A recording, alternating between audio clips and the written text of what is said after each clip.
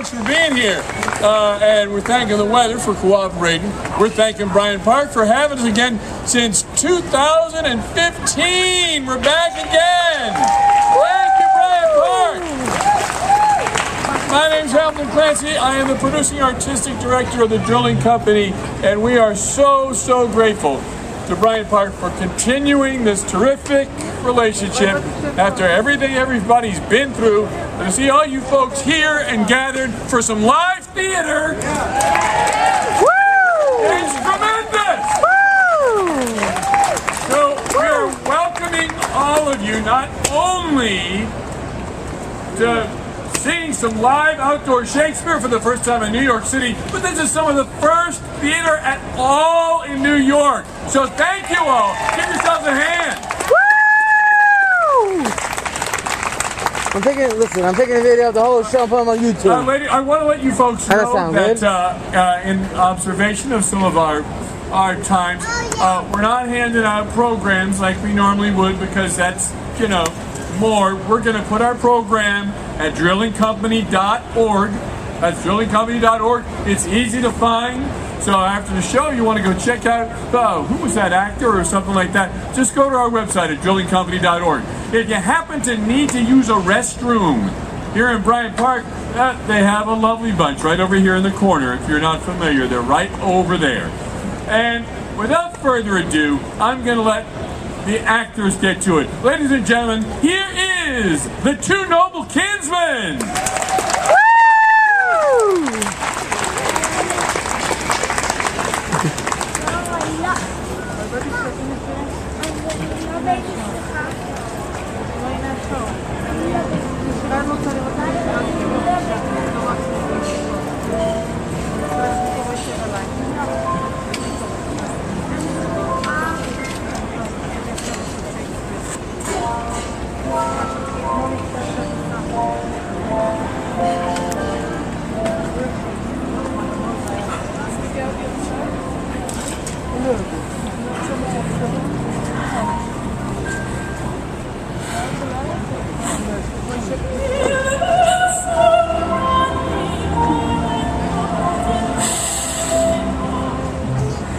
For pity's sake and true gentilities, hear and respect me. For your mother's sake, and as you wish your womb may thrive with fair ones, hear and respect me. Now, for the love of him whom Jove hath marked the honor of your bed, be advocate for us and our distresses. Sad lady, rise. Stand up. No knees to me. What woman I may steed that is distressed, as bind me to her. What's your request? Deliver you for, come. We are three queens, whose sovereigns fell before the wrath of cruel Creon, who endured the beaks of ravens, talons of the kites, and pecks of crows in the foul fields of Thebes. He will not suffer us to burn their bones, to earn their ashes, nor to take the fence of mortal loathsomeness from the blessed eye of holy Phoebus, but infects the winds with the stench of our slain lords. O pity do, thou purger of the earth, draw thy feared sword that does good turns to the world. Give us the bones of our dead kings that we may chapel them. I was transported with your speech and suffered your knees to wrung themselves. I have heard the fortunes of your dead lords, which gives me such lamenting as wakes my vengeance and revenge for them. Oh, I hope some God hath put his mercy in your manhood, whereto he'll infuse power and press you forth our undertaker. No more knees, none, widow, and pray for me, your soldier. Troubled I am. Honored Hippolyta, most dreaded Amazonienne, soldieress, bid him that we whom flames of war doth scorch, under the shadow of his sword may cool us. Require him that he advance it on our heads. Tell him, if he in that blood-sized field lay swollen, showing the sun his teeth, grinning at the moon, what you would do. Poor lady, say no more. My lord is taken heart deep with your distress. Let him consider. I'll speak anon. Oh, my petition was set down in ice, which by hot grief uncandied melts into drops. So sorrow wanting form is pressed with deeper matter. Pray, stand up. Your grief is written in your cheek. Oh, well, you cannot read it there. There through my tears, like wrinkled pebbles in a glossy stream, you may behold them. Pardon me, extremity that sharpens sundry wits makes me a fool. Pray you say nothing, pray you. Who cannot feel nor see the rain being in it knows neither wet nor dry. Your sorrow beats so ardently against my heart that it shall make a counter reflect against my brother's, and warm it to some pity, though it were made of stone. Pray, have good comfort. Forward to the temple and leave not out a jot of the sacred ceremony. Oh, this celebration will longer last and be costlier than your suppliants' war. Our lords lie blistering for the visitating sun, and were good kings when living. It is true, and I will give you comfort to give your dead lords graves, the which to do must make some work with Creon. And that work presents itself to the doing. Now you may take him, drunk with his victory. And his army full of bread and sloth. This is a service whereto I am going, greater than any war. It more imports me than all the actions that I have foregone or futurely can cope. We have come unseasonably. But how can grief call forth, as unkind judgment can? Fit is time for best solicitation. Let us all take hands. Let us be widows to our woes. Delay commends us to a famishing hope. Farewell.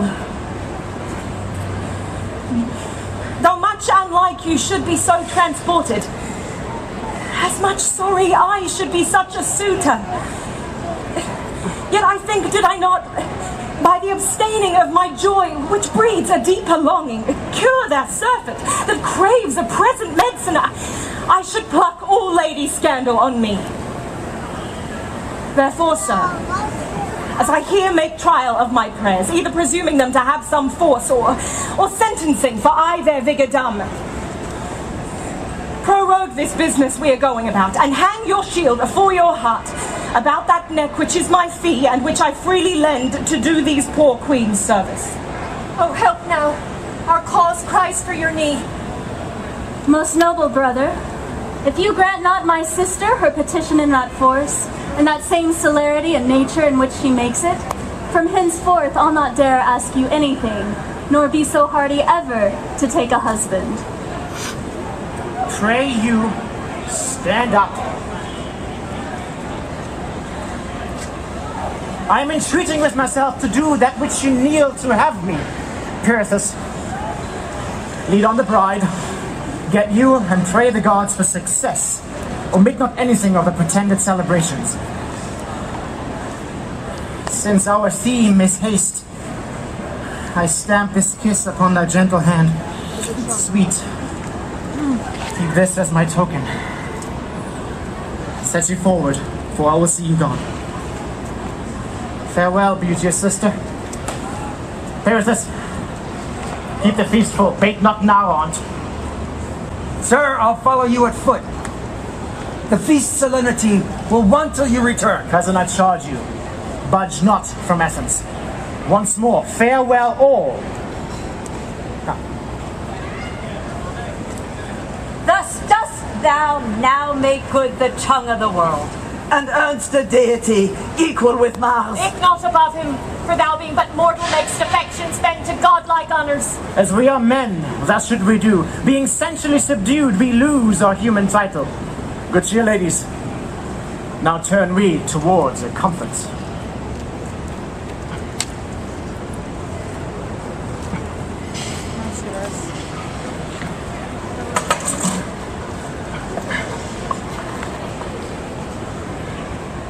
Dear Palamon, dearer in love than blood and our prime cousin, let us leave the city Thebes and the temptings in it before we further sully our gloss of youth. Your advice is cried up with example.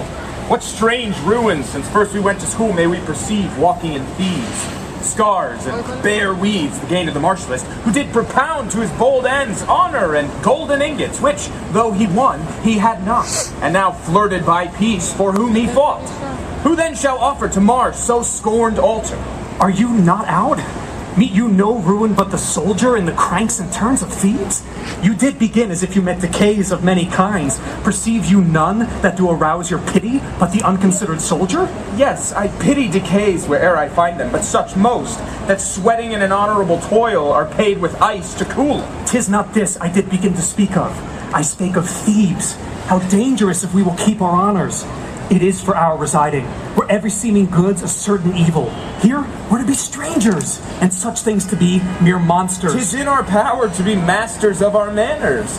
What need I affect another's gait, or to be fond upon another's way of speech, when by mine own I may be reasonably conceived? Either I am the forehorse in the team, or I am none. Our uncle Creon. He...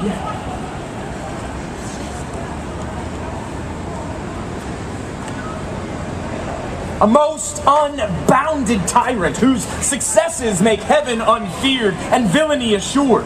One that fears not to do harm, good dares not. Let the blood of mine that's sipped to him be sucked from me with leeches. Let's leave his court, that we may nothing share of his lewd infamy. For our milk will relish of the pasture, and we must be vile or disobedient. Nothing truer. I think the echoes of his shames have deafened the ears of heavenly justice. Ah, Valerius! The king called for you, yet be laden-footed till his great wrath be off you. Small winds shake him, but what's the matter? Theseus has set deadly defiance on him, and pronounced ruin to Thebes, who is at hand to seal the promise of his wrath. Let him approach. He brings not a jot of terror to us. Yet what man thirds his own worth, when that his actions dragged with mind assured 'tis bad he goes about? Leave that unreasoned. Our services stand now for Thebes, not Creon. Is it said this war's afoot, or it shall be on fail of some condition? 'Tis in motion. The intelligence of state changed the instant we did the fire. Let's to the king, who, were he a quarter carrier of that honor which his enemy come in, the blood we venture should be as for our health, which were not spent, rather laid out for purchase. Let the event, that never-erring arbitrator, tell us when we know all ourselves, and let us follow the becking of our chance. Nazdrovia! Nazdrovia.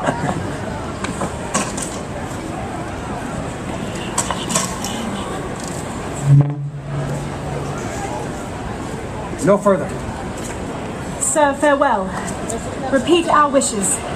I wish him excess and overflow of power, and might be to dure in dealing fortune. My precious maid, those best affections that the heavens infuse in their best tempered pieces, keep them enthroned in your dear heart. Thanks, sir. Remember me to our all-royal brother. Our hearts are in his army, in his tent, In his bosom, we have been soldiers, and we cannot weep when our friends don their helms. Peace be to you, as I pursue this war, which will soon to be beyond further inquiry. See how his longing follows his friend? Have you observed him since our great lord departed? With much labor, and I did love him for it. They too have cabined in many as dangerous, as poor a corner, peril and want contending. Their knot of love, tied, weaved, entangled, and so true, so long, with a finger of so deep a cunning, may be outworn, never undone. I think Theseus cannot be umpire to himself, cleaving his conscience into twain and doing each side like justice, which he loves best. Doubtless. I was acquainted once with a time where I enjoyed a playfellow. You were at wars when she the grave enriched. Made too proud the bed, took leave of the moon, which then looked pale at parting when our count was each 11. 'Twas Flavina. Yes. You talk of Pirithous and Theseus' love, and their needs the one of the other may be said to water their intertangled roots of love.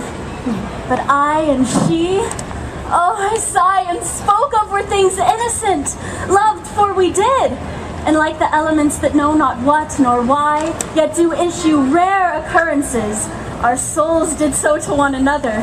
What she liked was then of me approved, what not condemned, no more raiment, the flower that she would pluck and place between her breasts, then but beginning to swell about the blossom. Oh, I would long till I had such another, and commit it to the like innocent cradle, where phoenix-like they died in perfume.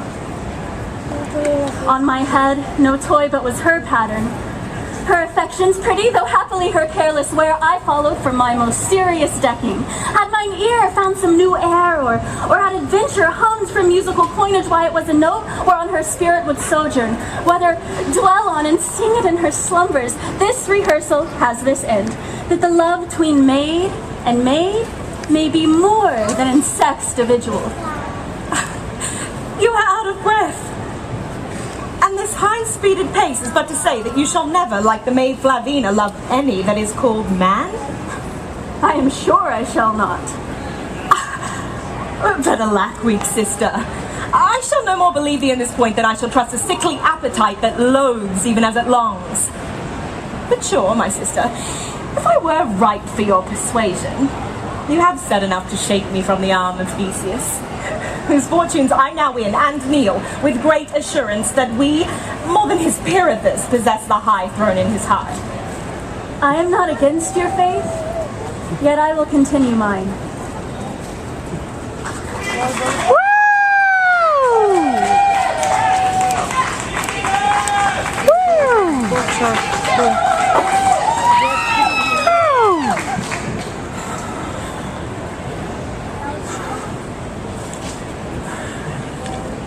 What are those? Good morning. Men of great quality as judged by their appointments. Oh, by the helm of Mars, I saw them in the war. Like to a pair of lions smeared with prey, make lanes through troops aghast. I fixed my note constantly on them, for they were a mark were the gods' view. What prisoner was that told me when I inquired their names? Will live. Their names are Arcite and Palamon. Tis right, those. They're not dead. Nor in a state of life. Had they been taken when their last hurts were given, 'twas possible they may have recovered. Yet they live and have the names of men. Then like men use them.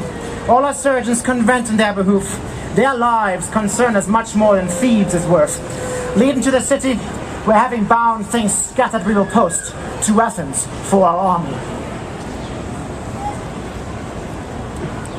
Something may I cast to you, not much. Alas, this prison that I keep, though it be for great ones, they seldom come.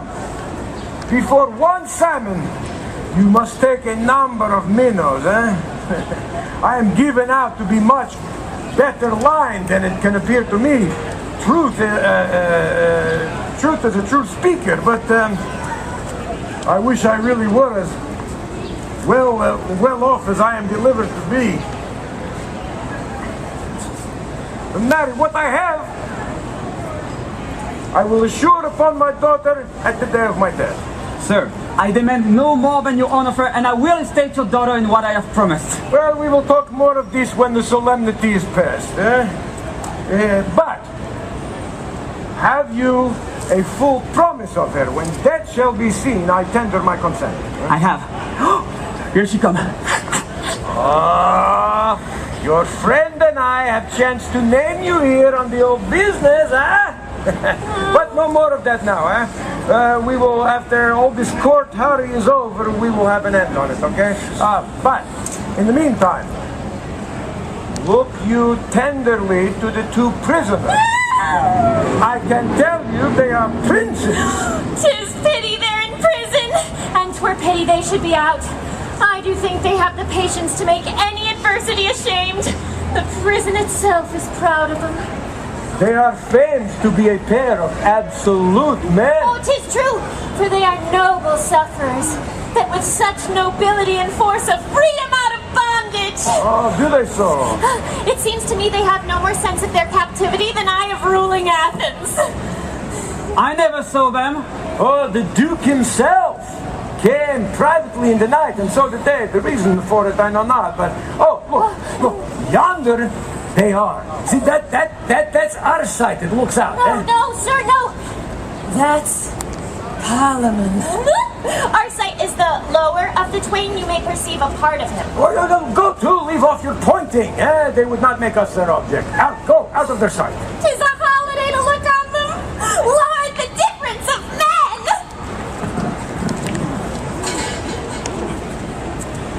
you, noble cousin. How do you, sir? Why, strong enough to laugh at misery and bear the chance of war. Yet we are prisoners, I fear, forever, cousin. I believe it. Where's Thebes now? Where's our noble country? Where are our friends and kindreds? Oh, never shall we too exercise, like twins of honor, our arms again. No, Palamon. Those hopes are prisoners with us. Here we are. And which is heavy as Palamon? Unmarried. Oh, no figures of ourselves shall we ever see. 'Tis too true, Arcite. All valiant uses in us two here shall perish. Yet, cousin, whilst Palamon is with me, let me perish if I think this our prison. Certainly 'tis a main goodness, cousin, that our fortunes were twinned together. 'Tis most true. Two souls put in two noble bodies. Let them suffer the gall of hazard, so they grow together, will never sink. They must not say they could. Shall we make worthy uses of this place that all men hate so much? How, gentle cousin? Let's think this prison holy sanctuary to keep us from corruption of worse men. What worthy blessing can be but our imaginations may make it ours. And here, being thus together, we are an endless mind to one another. We are one another's wife. Ever begetting new births of love. We are father, friends, acquaintance. We are in one another families. I am your heir and you are mine. This place is our inheritance. No hard oppressor dare take this from us. Were we at liberty, a wife might part us lawfully. Or business, quarrels consume us. I might sicken, cousin, where you would never know it, and so perish without your noble hand to close mine eyes, or prayers to the gods. 1,000 chances were we from hence would sever us. You have made me almost wanton with our captivity, and all those pleasures that woo the wills of men to vanity I see through now, and am sufficient to tell the world, 'tis but a gaudy shadow! Is there any record of two that loved better than we do, Arcite? Sure, there cannot. I do not think it possible our friendship should ever leave us. Till our deaths, it cannot. And after death, our spirits shall be led to those that love eternally. Speak on, sir. Ah. Well, this garden has a world of pleasures in it. What flower is that? Oh, it's called Narcissus, madam. Ah, that was a fair boy, certain, but a fool to love himself.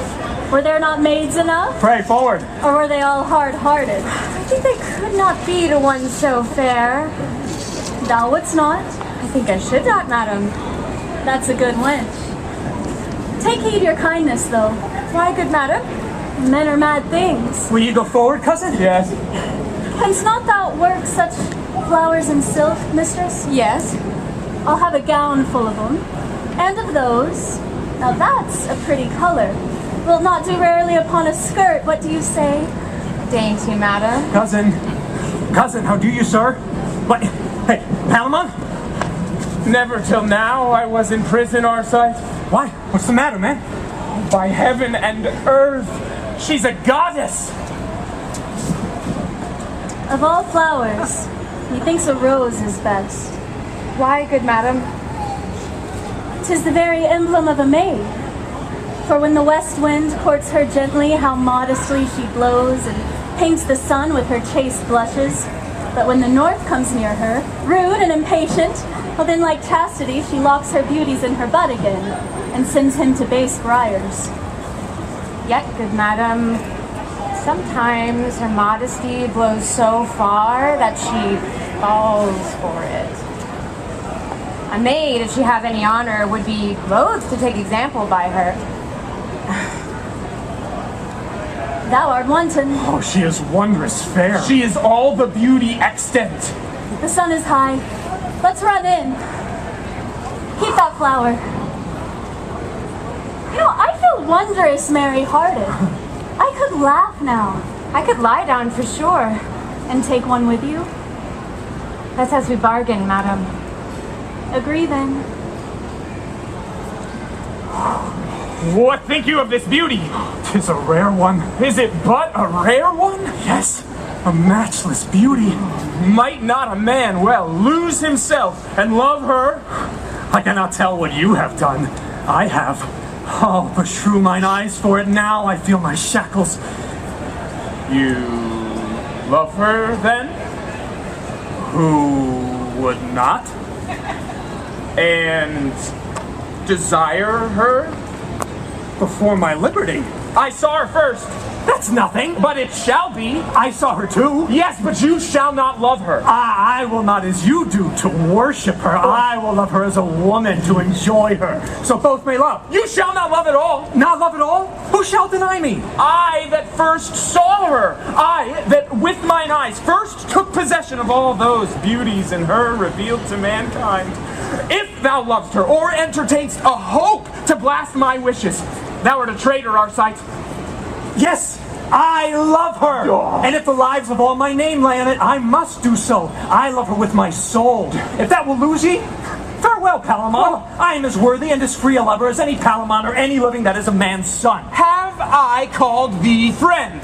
Yes, and have found me so. Let me deal coldly with you. Yeah. Am not I part of your blood? Part of your soul? You have said that I was Palamon and you were our sight. Yes. Am I not liable to those affections, those joys, griefs, angers, fears my friend shall suffer? You may be. Why, then, do you deal so cunningly, so strangely, so unlike a noble kinsman to love alone? Speak truly. Do you think me unworthy of her sight? No, but unjust if thou pursue that sight. Because another first sees the enemy, shall I stand still and let mine honor down and never charge? Yes, if he be but one. But say that one had rather combat me. Then let that one say so and use thy freedom. Else, if thou pursuest her, be as that cursed man that hates his country, insurrectionist. Oh, you are mad. I must be, till thou art worthy our sight. Fie, sir. You play the child extremely. I will love her. I must. I ought to do so, and I dare, and all this justly. Oh, but now, thy false self and thy friend had but this fortune to be 1 hour at liberty and grasp our swords in our good hands, I would quickly teach thee what word to filch affection from another. Put but thy head out of this window more, and as I have a soul, I'll nail thy life to it. Thou darest not, fool. Thou canst not. Oh? Yet thou art feeble. Put my head out, I'll throw my body out, and leap the garden when I see her next, and pitch between her arms to anger thee. No more. Keeper's coming. I shall live to knock thy brains out with my shackles. Do. By your leave, gentlemen. Now, honest keeper. Lord Arcite, you must to the Duke presently, the cause I know not yet. I am ready, keeper. Prince Palamon, I must a while bereave you of your fair cousin's company. And me too, even when you please of life. Why is he sent for? It may be that he will marry her. He's goodly, and like enough the Duke hath taken notice of both his blood and his body. Oh, but his falsehood! Why should a friend be treacherous? How now, keeper, where's Arcite? Banished! Prince Spiritus obtained his liberty, but he must nevermore upon his oath and life set foot evermore in this kingdom. He's a blessed man. He shall see Thebes again, and call to arms the brave young men that when he bid them charge, fall on like fire. He may have a fortune if he dare make himself a worthy lover, yet in the field to strike a battle for her. Were I at liberty, I would do things of such virtuous greatness that this lady, this blushing virgin, would take manhood to her and seek to ravish me. My lord, for you I have this charge to... To discharge my life? No. But to remove from this place, your lordship, the windows, to open. The devils take them that are so envious to me. Prithee, kill me. Yes, and hang for it afterward. No, by this good light, had I a sword, I would kill thee. Why, my lord? I must not go. Thou shalt stay and see her bright eyes break each morning against thy window, and let life into thee. Thou shalt feed upon the sweetness of a noble beauty. The worst is death. I will not leave the kingdom. I know mine own is but a heap of ruins and no redress there. If I go, he has her. I am resolved. Another shape shall make me or end my fortunes. Either way, I am happy. I'll see her and be near her, or no more. I'll be there, that's for certain. And I'll be there. And I am sure to have my husband as jealous as a turkey. But that's all right. I'll go anyway. I'll let him mumble. Okay, we'll see the sport. Then, everyone's attacked. By your leaves, honest friends, pray you, whither go you? To the games, my friend. Whither? Why would you ask that? 'Tis a question to me that knows not. We have games, we're going to the games. Where were you born that you know it not? Not far, sir. Are there such games today? The Duke himself will be in person there. What pastimes are they? Golfing and wrestling and running. Will you come along with? Not yet, madam. Well, sir, take your own time. My mind misgives me. This fellow has a vengeance trick of the hip. Mark how his body's made for it. Ha! I'll hang. Though, if he do venture, he'll hang. Plum porridge. He wrestle? He roast eggs. Come, let's be gone.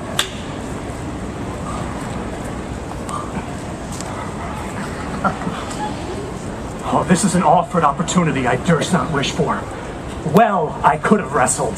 The best men called it excellent. And run? Whew, swifter the wind upon a field of corn, curling the wealthy ears never flew. I'll venture, and in some poor disguise be there. Who knows whether my brows may not be girt with garlands, and happiness prefer me to a place where I may ever dwell in sight of her.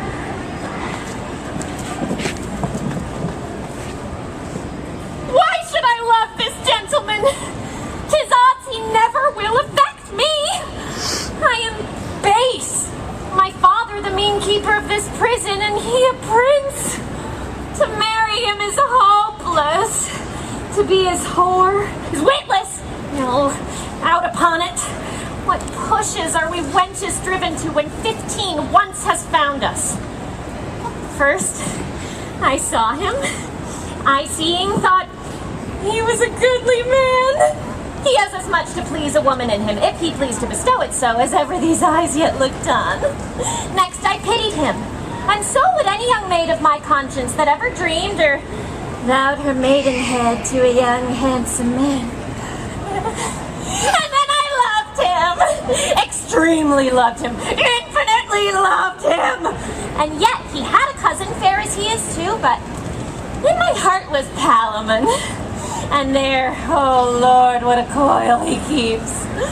To hear him sing of an evening, oh, what a heaven it is. And yet his songs are sad ones. Oh, fair spoken was never a gentleman. When I come in to bring him water in the morning, first he bows his noble body, and then salutes me thus. Fair gentle maid, good morrow. May thy goodness get thee a happy husband. Once he kissed me. Ugh. I loved my lips the better 10 days after. What he would do so every day. He grieves much, and me as much to see his misery. What should I do to make him know I love him? For I would fain Enjoy him. say that I ventured to set him free. What says the law then? Thus much for law or kindred. I will do it, and this night or tomorrow he will love me.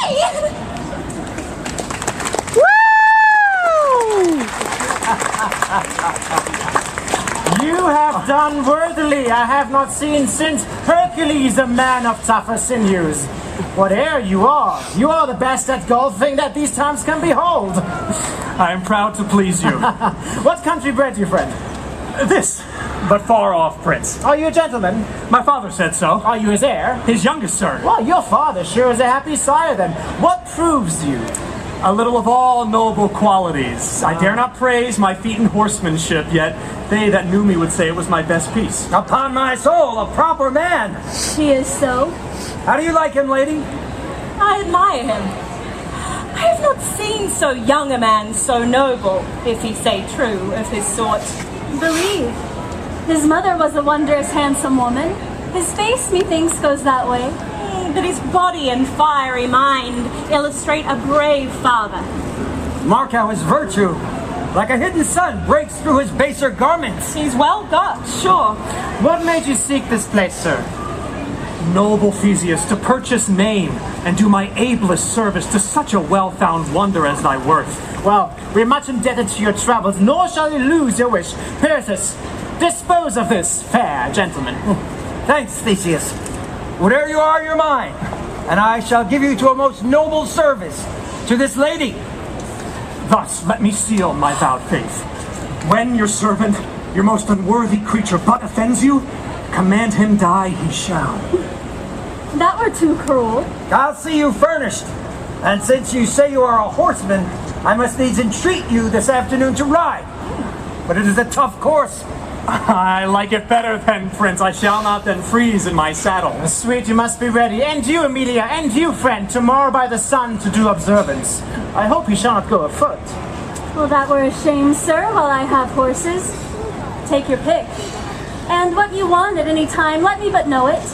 If you serve faithfully, I dare assure you'll find a loving mistress. If I do not, let me find that my father ever hated. Disgrace and blows. Come, lead the way. You have won it. Sister, beshrew my heart, you have a servant that if I were woman would be master.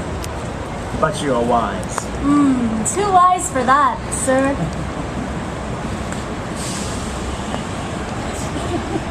Let all the dukes and all the devils roar! He's at liberty!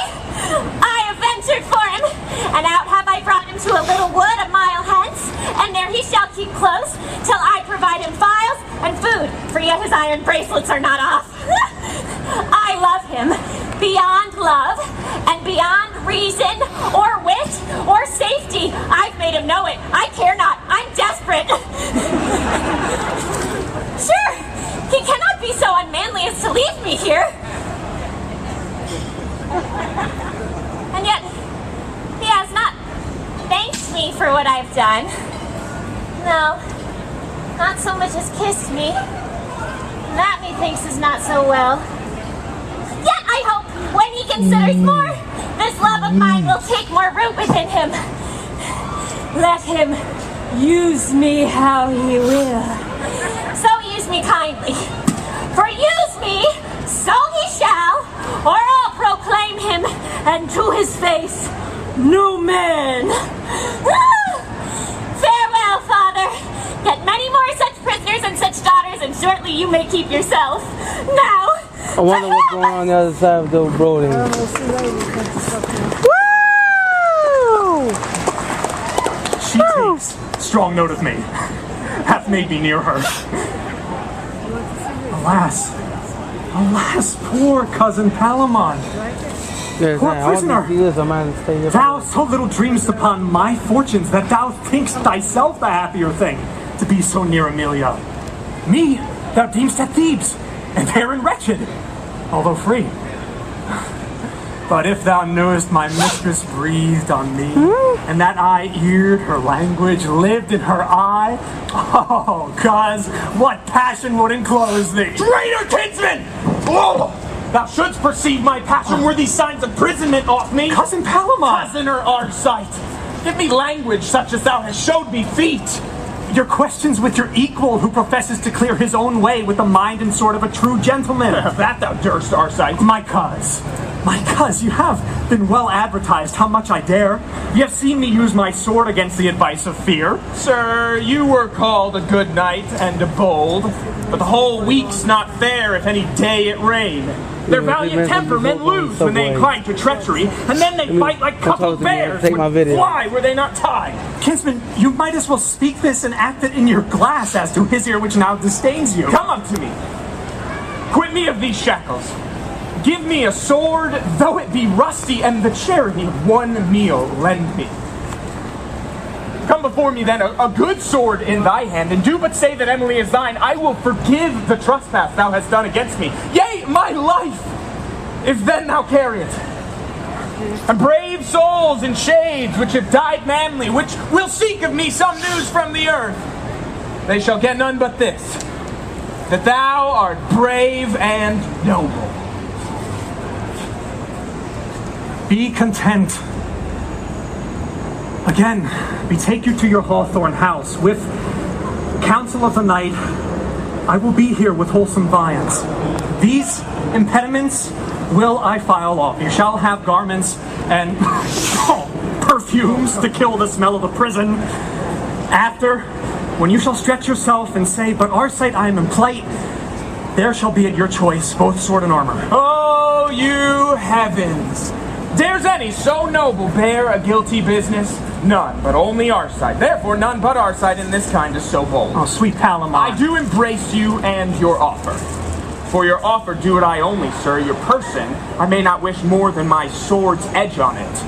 I'll bring you every needful thing. I pray you, take comfort and be strong. Pray, hold your promise, and do the deed with a bent brow.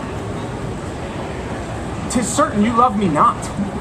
Be rough with me and pour this oil out of your language. I am a suitor, that to your sword you will bequeath this plea, and talk of it no more. But this one word.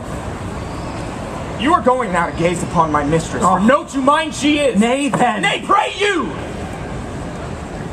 You talk of feeding me to breed me strength. You are going now to look upon a sun that strengthens what it looks on. There you have vantage o'er me, but enjoy it till I may enforce my remedy. Farewell.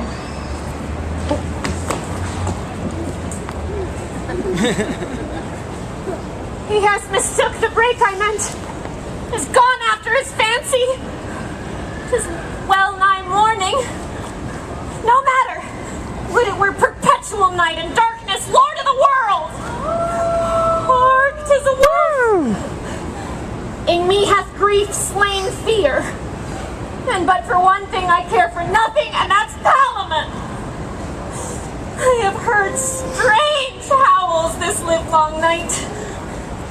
Why may it not be they have made prey of him? He has no weapons. He cannot run. I'll set it down. He's torn to pieces. They howled many together and then they fed on him. So much for that. Be bold to ring the bell. Ah, how stand I then? All's chaired when he is gone. No, I lie. My father's to be hanged for his escape. Myself to beg if I prize life so much as to deny the act. But that I would not do where I tried death by dozens. Oh, alas, I am moped. Food took I none these 2 days. Sipped some water. Have not closed mine eyes save when my lids scoured off their brine. Dissolve my life! Let not my sense unsettle, lest I should drown or stab or hang myself. The best way is the next way to a grave. The point is this, an end, and that is all. I should be near the place. Oh, Cousin Palamon! Arcite! The same. I brought you food and files. Come forth and fear not. Here's no Theseus. Yeah, nor none so honest, Arcite. That's no matter. We'll argue that hereafter. Come, take courage. Here, sir, drink. Arcite, thou mightst now poison me. I might, but I must fear you first. To your health. Do. Sit down then. And let me entreat you. By all the honesty and honor in you, no mention of this woman. 'Twill disturb us. We shall have time enough. Well, sir, I'll pledge you. Drink a good hearty draft. It breeds good blood, man.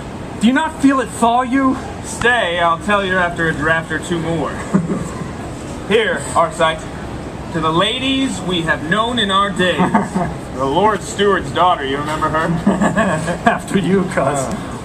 She loved a sharp-dressed man. She did, sir, well. And I have heard some call him Arcite, and... Out with it, Faith. This one... There was a time when young men went a-hunting, and a wood, and a broad beach, and thereby hangs a tale. Hi-ho! Upon my life, for Emily! Should I say for the whole thing or no? Fly away with this strange mirth. I don't have an extra I say camera again, on that sigh was breathed for Emily. Base cousin, darest thou break first? You are wide!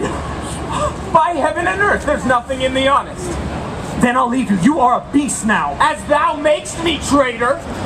There's all things needful, files and shirts and perfumes. I'll come again some 2 hours hence and bring that shall quiet all. A sword and armor? Fear me not. You are now too foul. Farewell. Get off your trinkets, you shall want not. Sir, I'll hear no more. Another camera by another camera at the store. He touch. He dies. On camera on this. I can pause. I can pause it in between. Very cold. And all the stars are out too. Little stars and all that look like aglets. Let me take my video. The sun has seen my folly. Palamon! Alas, no, he's in heaven. Where am I now? Sir. Methinks, Arcite, this armor's very like that thou worst the day the 3 kings fell. But lighter. That was a very good one. And that day, I well remember you outdid me, cousin. I never saw such valor. When you charged upon the left wing of the enemy, I spurred hard to come up. And under me, I had a right good horse. Oh, thou hadst indeed a bright bay, I remember. Yes. But all was vainly labored in me. You outwent me. Nor could my wishes reach you. Yet, a little I did by imitation. More by virtue, cousin. You are modest. Stay a little. Is not this piece too straight? No. 'Tis well. I'll have nothing harm thee but my sword. A bruise would be dishonor. Now I am perfect. Stand off then.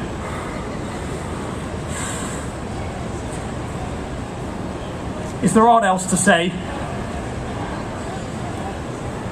This only and no more. You are mine aunt's son.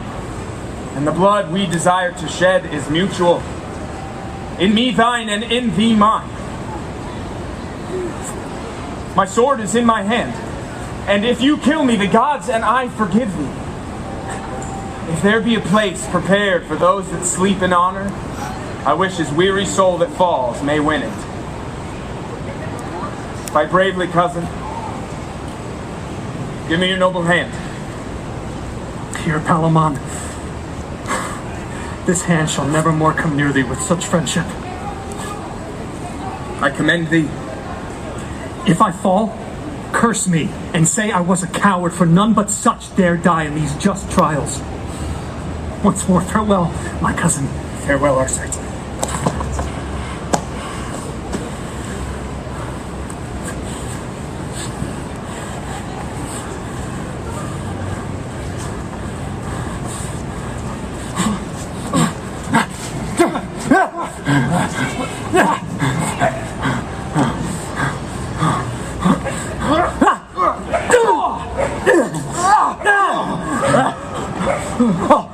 Cousin Lo, our folly has undone us. Why? This is the Duke. A golfing, as I told you.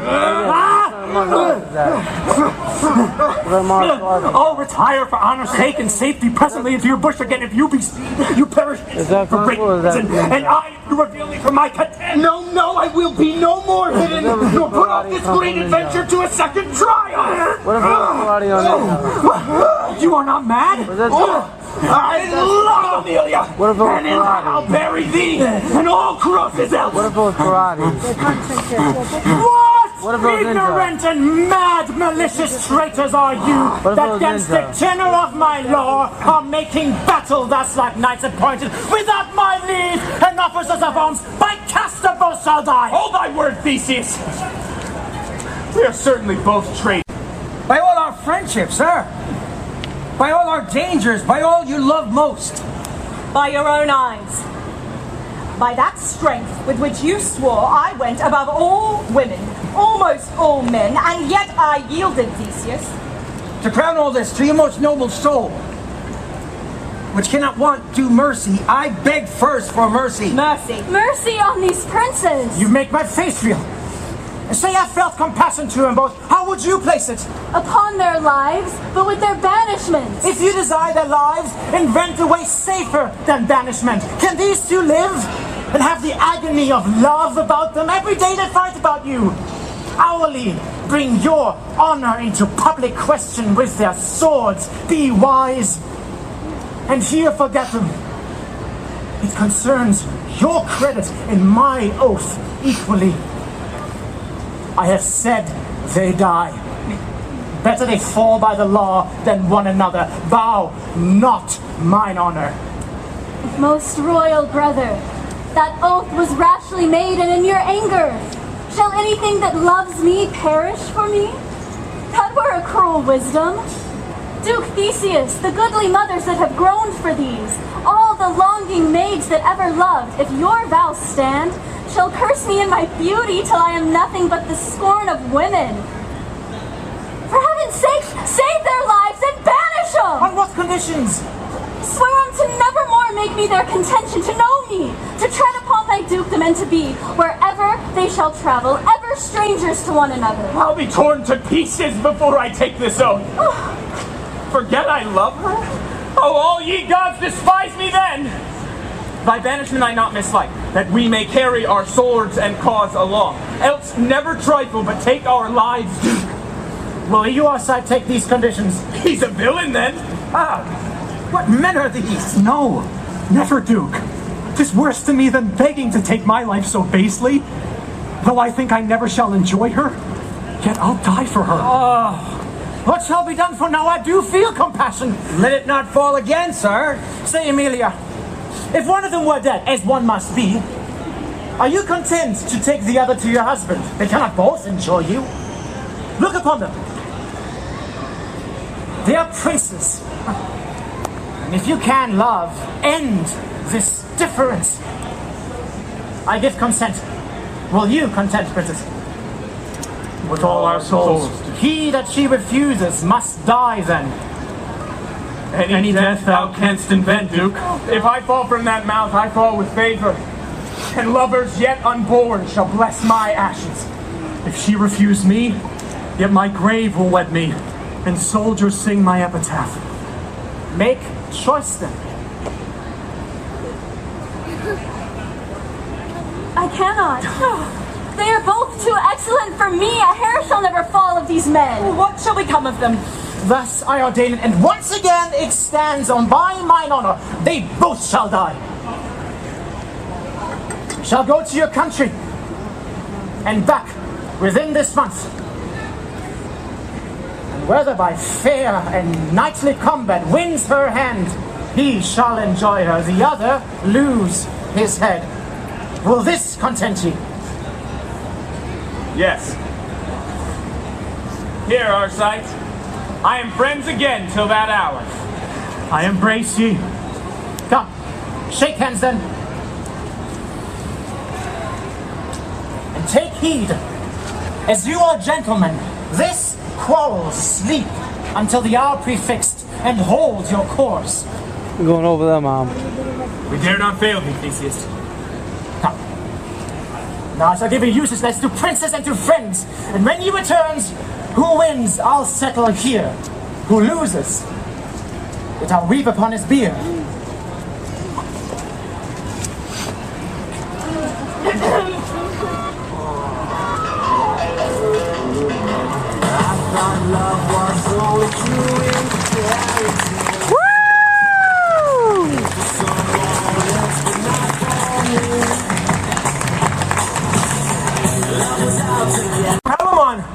Be of good comfort, man. I bring you news. Good news. Palamon has cleared you and got your pardon and discovered how and by whose means he escaped, which was your daughter's, and her pardon is procured too.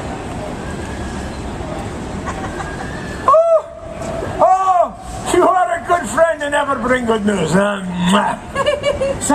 where's your daughter? Why do you ask? When did you see her? This morning. Was she well? Was she in health? When did she sleep? These are strange questions.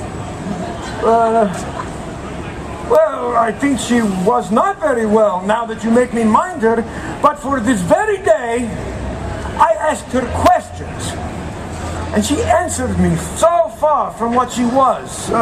So childishly, sillily, as if she was a fool and innocent. Oh, I was very angry. But what do you, why? What of her? Nothing but my pity, but you must know it. And as good by me as by another than who less love her. Well, sir? Not well. Not well?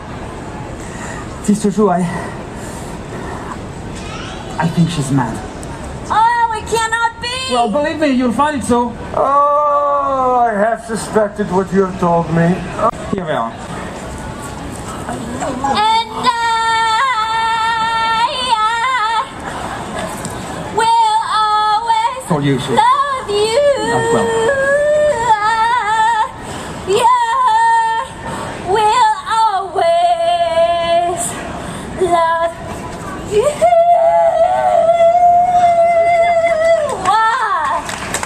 Amazing. Hey, is not that a fine song? Oh, a very fine one. I can sing 20 more. I think you can. Truly, can I? I can sing Celine Dion, Lady Gaga. Oh, hey, are not you a tailor? Yeah, but what about Anya? Where's my wedding gown? I'll bring it tomorrow. Do very rarely, for I must lose my maidenhead by cocklight. 'Twill never thrive else. You must intake that patiently. Oh, 'tis true. Oh, good evening, good men. Pray, did you ever hear of one young Palamon? Yes, girl, we know him. Is not a fine young gentleman. 'Tis love. Let's stay for the But I whole guess thing. you must not ever cross her or she will be distempered. for the whole thing? Far worse than It now ends she at shows. 9:30. Yes, he's a fine man. Ends at 9:30. Oh, is he so? You have a sister? You want me to stay for the whole thing or no? She shall never have him till her so, for if she So we'll sees leave it him at once, that. she is gone. She Want is to stay for the whole done thing? and undone in Good an hour. All Want to the stay for fair the whole maids thing? of our town are in love with him, All right, but so leave it at I 9. Go ahead. laugh at them and let them alone. It's not a wise course. Yes. There is at least 200 now with child by him. There must be 4. Yet I keep close for all this. This is strange. Oh, as ever you heard, but say nothing. No. They come from all parts of the dukedom to him. I'll warrant you, he had not so few last night as 20 to dispatch. He'll tickle it up in 2 hours if his hand be in it. Oh, she is lost. Past all cure. Heaven forbid, man. Hey, come hither. You're a wise man. Does she know him? Now what she did. You're master of a ship? Yes. Yeah. Well, hey, where's your compass? Wait, here. Set it to the north. And now direct your course to the wood where Palamon lies longing for me. And for the tackling, you let me alone. Come, weigh me, hearties, cheerily.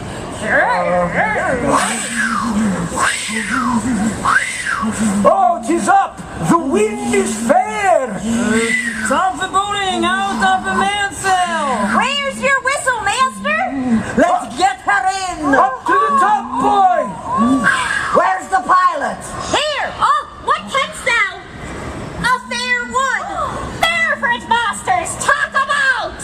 What would you do with a drunken sailor? What would you do with a drunken sailor? What would you do with a drunken sailor?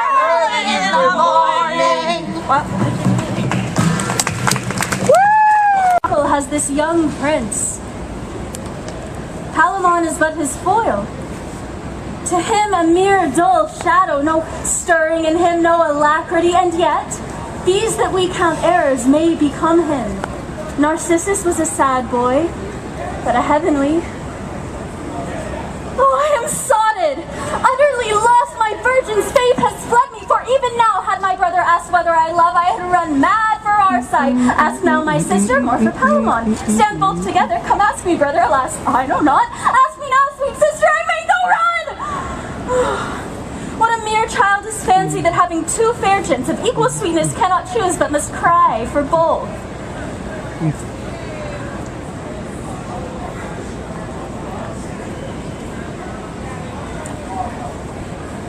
Come, bring him in quickly now by any means. I long to see him. Oh, sister, you're too... Sir, any better on my conscience was never a soldier's friend. That's well described him. Get a great deal short. Methinks of him that's first with Palamon. Oh, pray, speak him, friend. I guess he is a prince too. And if that may be, greater. For her show has all the ornament of honor in it. When he speaks, his tongue is like a trumpet. All his lineaments are as the man would wish him, strong and clean. They are both the sons of honor. Or by my soul, I long to see him. Lady, you shall see men fight now. I wish it, but not the cause, my lord. 'Tis pity love should be so tyrannous. Oh, my weak-hearted sister, what think you? Must these men die too? Weep not until they weep blood, lady. It must be. You have steeled them with your beauty. Come, honored friend. To you I give the field. Pray, order it fitting the persons that must use it. Yes, sir. Come, I'll go and visit them. Good friend, be royal. It will want no bravery. Poor lady, go weep, for whosoever wins loses a noble cousin for thy sins. Her distraction is born sometime at the noon and another some, is it not? She is continually in a harmless distemper. She sleeps little, altogether without appetite, save often drinking and dreaming of another world and a better, and what broken piece of matter soe'er she's about, the name of Palamon lards it, that she forces every business with, or fixes to every question. Look, here she comes, you shall perceive her behavior. I forgot it quite. The burden on it was and penned by no worse man than Geraldo, Amelia's schoolmaster. He's as fantastical a fellow as ever he may go upon his legs, for in the next world will Dido see Palamon, and then will she be out of love with Aeneas. What stuff's here, poor soul? Even thus, all day long. Now for this charm that I told you of, you must put a piece of silver on the tip of your tongue. Or no fairy. And then if it be your place to come where the blessed spirits are. Oh, as there's a sight now. We maids that have our livers perished, cracked to pieces with love, we shall come there. And then will I make Palamon a nosegay? And then let him mark me, and then... How prettily she's amiss. Note her a little further. Oh, lass, 'tis a shrewd life they have in the other place. Such burning, frying, boiling, hissing, howling, chattering, cursing. Whoa! 'Tis shrewd measure. Take heed. If one be mad, or hang, or drown themselves, thither they go. Jupiter bless us. And then shall we be put in a cauldron of lead among a whole million of cut purses, and then boil like a gammon of bacon. How her brain coins. Now lords and courtiers that have got made with child, they're in this place, and they shall stand in fire up to the navel, and in ice up to the heart, and there the offending part burns, and the deceiving part freezes. It's a very grievous punishment, as one should think, for such a trifle. She continues this fancy. 'Tis not an engraft madness, but a most thick and profound melancholy. I'm the heiress, and then she howls. Oh, gosh. Woo! What think you of her? I think she hath a perturbed mind, and I cannot minister to her. Alas! What then? Wait!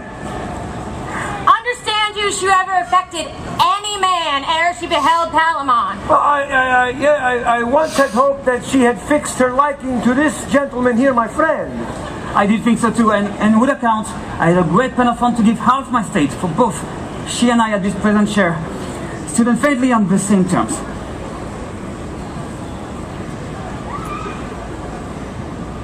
What can I do when a drunken sailor? What can I do when a drunken sailor?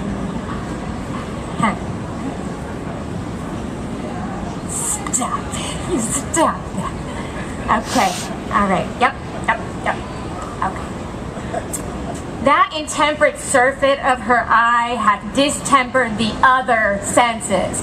They may return and settle again to execute their preordained faculties, but they are now in a most extravagant vagary. This you must do. Confine her to a place wherein the light may rather seem to steal in, then be permitted. Take upon you, young sir, her friend, the name of Palamon. Say you come to eat with her and to commune of love. This will catch her attention, for this her mind beats upon. Sing to her such times you never know with these things. They get a little out of hand. Oh, here he comes. Did this advice I tell you do any good upon her? Very well. That's good. The maid that kept her company has half persuaded her that I am Palamon. Within the half an hour, she came smiling to me and she asked me what I would eat. And when I would kiss her, I asked her presently, and I kissed her twice. 'Twas very well done. 20 times had been far better, for there the cure lies mainly. She would have me sing. You did so. No. 'Twas very ill done then. You should observe her every way. I have no voice to confirm her that way. That's all one if you make a noise. If she entreat again, do anything. Lie with her if she asks. Oh, doctor! Yes, in the way of cure. Oh, how by your leave, in the way first of honesty. That's but a niceness. Ne'er give your child away for honesty. Cure her first this way, then if she will be honest, she has the path before her. Thank you, doctor. Pray bring her in. Let's see how she is. I will, and I will tell her her Palamon stays for her, but...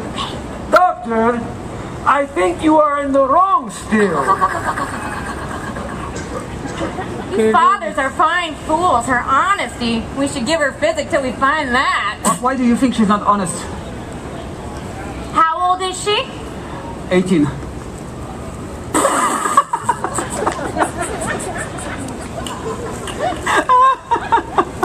She may be. No, she may be. She may be. She may be. But that's all one. It's nothing to our purpose. Now, whatever her father says, if you perceive her mood inclining that way I spoke of, vitalicet, way of the flesh, you have me. Right. Yeah, I got you. Please her appetite and do it home. It cures her, ipso facto, the melancholy illness that infects her. I'm off your mind, doctor. Pray, bring her in. See that you are. Now she's coming. Humor her. Come, girl. Your love Palamon stays for you and has done ever this long hour to visit. Whoa, Flossie. I thank him for his gentry, dear. Will you go with me? What shall we do there, baby? Why, play at stool ball. What else is there to do? I'm content. If we keep our wedding there. Oh, 'tis true. For we shall find some blind priest for the purpose. Besides, my father must be hanged tomorrow, and that will put a blot on the business.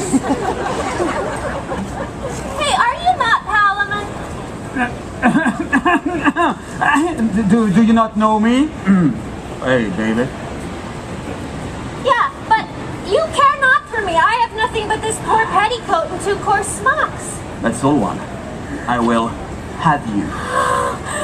Will you surely? Oh, by this fair hand, I will. We'll to bed then! even when you will. No! Why do you rub my kiss off? It was a sweet one and will perfume me finally against the wedding. Hey, is not this your cousin Arcite? Yeah. Yes, sweetheart, and I am so glad my cousin Palamon has made so fair a choice. Well, do you think he'll have me? Yes, without doubt. Do you think so too? Yes. We'll have many children. What you do here? You missed the noblest sight that ever was seen. Are they in the field?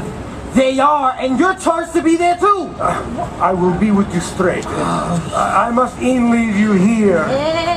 We'll go with you. I'm not losing the fight.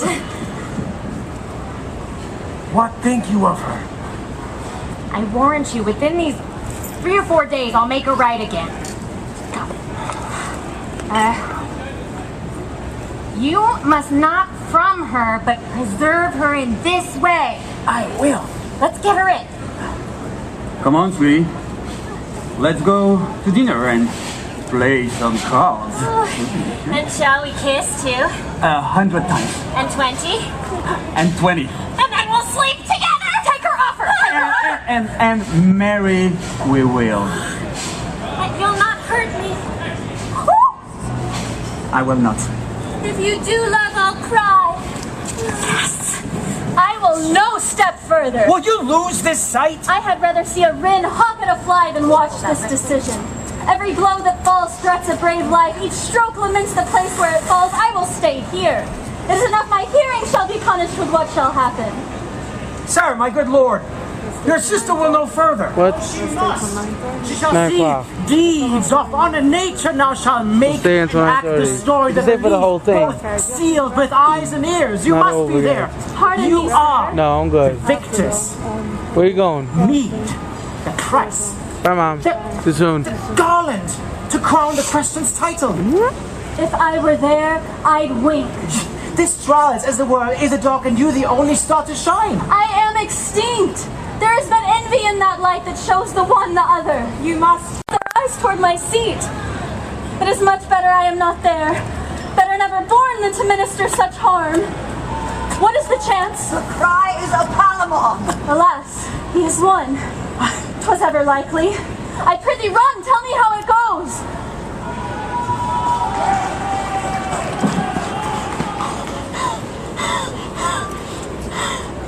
Still Palamon. Run and inquire. Poor servant, thou hast... Where our sister is, in expectation, yet quaking and unsettled. Fairest Emily, the gods, by their divine arbitrament, have given you our sight. For the subdued, give them here our present justice, for I know their lives but pinch 'em. Let it here be done. Hippolyta, one eye of yours conceives a tear that which it will deliver. Is this winning? Oh, all you heavenly powers, where is your mercy? But that your wills have said it must be so, and charge me to comfort this unfriended, this miserable prince who cuts away a life more worthy of him than all women. I should and would die too. Infinite pity that 4 such eyes should be so fixed on one, that 2 must needs be blind for it. So it is. My friend, your gentle daughter gave me freedom once. You'll see it done now forever. Pray, how does she? I heard she was not well. She is restored, sir, and to be married shortly. By my short life, I am most glad on it. 'Tis the latest thing I shall be glad on. Prithee, tell her so. Commend me to her, and to piece her portion, tender her this. The gods requite you and make her ever thankful. Adieu. Now let my life be as short as my leave taking. Hold! Hold! Hold! Hold! How? It is a cursed haste, you men, if it is done so quickly. Noble Palamon, the gods will show their glory in a life that thou art yet to lead. Can that be? Arise, great sir, and give these tidings here that are most dearly sweet and bitter. What has waked us from our dream? List then, your cousin, mounted upon a steed that Emily did first bestow on him, and on that horse was Arcite, tripping the stones of Athens. And as he went, where we go now? The hot horse, hot as fire, fell to what disorder his power could give his will. Bounds, stands on edge. Receive you her. You him. Emily, by you, I have lost what's dearest to me, save what is bought. And yet, I purchase cheaply, as I do rate your value. Oh, miserable end of our alliance. The gods are mighty, Arcite. If thy heart, if thy worthy manly heart be yet unbroken, give me thy last words. I am Palamon, one that yet loves thee done. Take Emilia, and with her all the world's joy. Here, reach thy hand. Farewell. I have told my last hour. I was false, but never treacherous. Forgive me, cousin. One kiss from fair Emilia.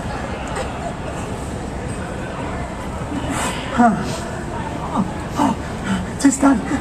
Take her. Die. Thy brave soul seek Elysium. Close thine eyes, Prince. Blessed souls be with thee.